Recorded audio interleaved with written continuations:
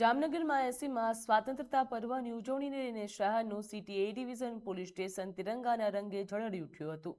જ્યાં 15મી ઓગસ્ટની ઉજવણી પૂર્વે પોલીસ સ્ટેશન ઉપર આકર્ષક તિરંગી રોશનીથી ડેકોરેશન કરવામાં આવ્યું હતું।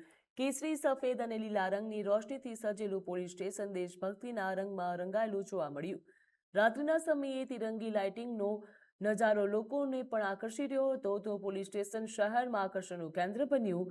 સ્વાતંત્રતા પર્વની ઉજવણીમાં પોલીસ તંત્ર પણ ઉત્સાહભેર જોડાયું છે। દેશની આઝાદીના પર્વને આવકારવા માટે કરવામાં આવેલા અનોખા શણગારથી સમગ્ર પરિસરમાં રાષ્ટ્રભક્તિનો માહોલ જોવા મળ્યો હતો। જ્યાં તિરંગી રોશનીથી ઝળહળતું city A division police station જામનગરવાસીઓમાં દેશપ્રેમ અને રાષ્ટ્રભક્તિની ભાવનાને વધુ પ્રબળ બનાવી રહ્યું છે।